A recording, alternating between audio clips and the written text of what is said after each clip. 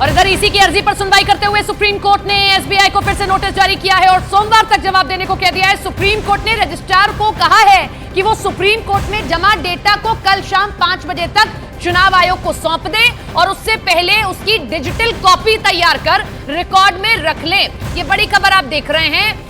जो supreme court के registrar हैं, ईसी को यह आदेश दिया गया है कि आप डिजिटल कॉपी तैयार करके रख लीजिए। सुप्रीम कोर्ट में जमा डेटा को कल शाम 5 बजे तक चुनाव आयोग को सौंप दिया जाएगा। ये इलेक्टोरल बॉन्ड का पूरा मामला, जब सुप्रीम कोर्ट ने सबसे पहले कहा था कि आप ये नहीं कर सकते कि आप आम जनता से इलेक्टोरल बॉन्ड को छपाएंगे, ये आम जनता का अधिकार होता है कि वो जाने अपनी पार्टी के बारे में। उसके बाद में चुनाव आयोग इस पर तैयार हुआ, डेटा जो है वो सौंप दिया गया सुप्रीम कोर्ट को। अब चुनाव आयोग ये कह रहा है जब सुप्रीम कोर्ट हमें अनुमति दे देगा उसके बाद ही हम इसे सार्वजनिक करेंगे। तो अब सुप्रीम कोर्ट के रजिस्ट्रार ये कह रहे हैं कि कल शाम 5 बजे आप कलेक्ट कीजिएगा, डेटा चुनाव आयोग को दे दिया जाएगा और उसके बाद डिजिटल कॉपी तैयार करके रख लीजिएगा।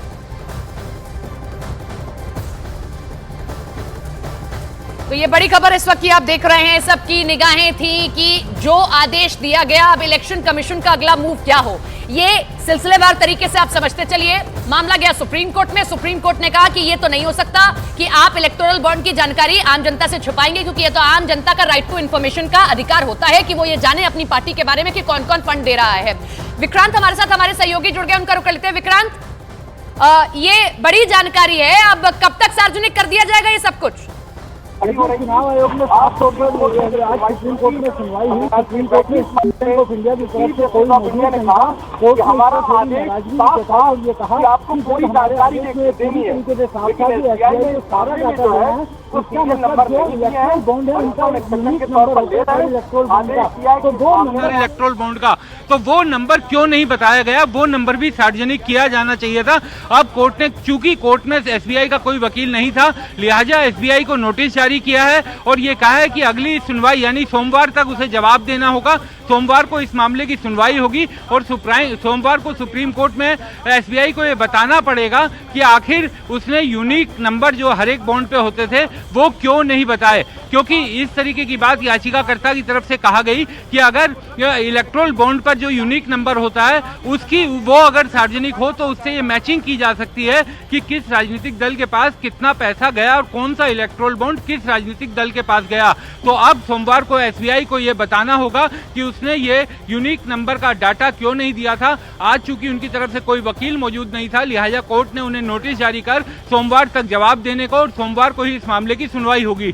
दूसरा एक मामला था कोर्ट के सामने कि चुनाव आयोग ने कहा कि उसने 2 मौकों पर सीलबंद लिफाफों में अपना डाटा दिया था, उसकी कोई प्रति उनके पास नहीं है। तो कोर्ट ने कहा है अब कि रजिस्ट्रार को कि आप अपनी डिजिटल कॉपी बनाने के बाद ये कॉपी कल शाम तक चुनाव आयोग को दे दें ताकि वो अपनी वेबसाइट पर इसे डाल दें। और अब इस मामले की सुनवाई सोमवार को होगी। तो एक जो चुनाव आयोग ने कल डाटा सार्वजनिक किया, अपनी वेबसाइट पर लॉन्च किया, वेबसाइट पर उसे पब्लिश किया, वो आज शुक्रवार तक का समय दिया था, उससे पहले ही चुनाव आयोग ने कर दिया था। लेकिन अब सुप्रीम कोर्ट ने स्टेट बैंक ऑफ इंडिया को निर्देश दिया है कि वो इलेक्ट्रल बॉन्ड से संबंधित उनके जो यूनिक नंबर होते हैं, उनका जो नंबर होता है वो क्यों नहीं प्रोवाइड करवाया गया। इस पर कोर्ट की नाराजगी थी और सोमवार तक इस पर एसबीआई से जवाब मांगा है और साथ ही साथ सोमवार को इस मामले की सुनवाई होगी।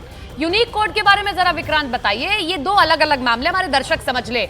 यूनिक कोड क्यों इतना महत्वपूर्ण है और क्या इलेक्शन कमीशन दलील दे रहा है, क्यों नहीं उसने यूनिक कोड जो है अवेल कराया था?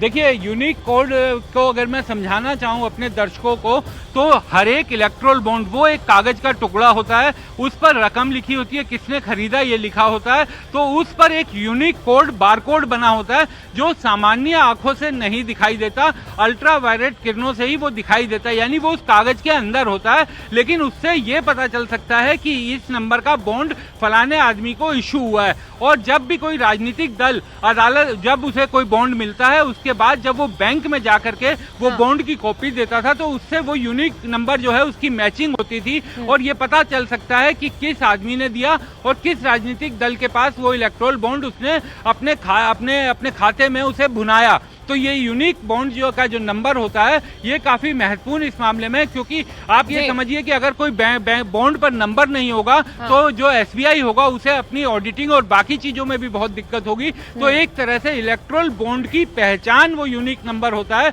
और कोर्ट ने आज कहा कि एसबीआई को हमने जो निर्देश दिया था, जो आदेश दिया था, वो पूरी तरीके से साफ मतलब था। आसान भाषा में हम विक्रांत ये समझ सकते हैं कि जब आम आदमी जाता है बैंक में और वो अपनी ट्रांजैक्शन करता है तो उसका भी एक नंबर होता है, वो उसको याद रखता है। बहुत बहुत शुक्रिया विक्रांत आपका जुड़ने के लिए और तमाम जानकारी साझा करने के लिए।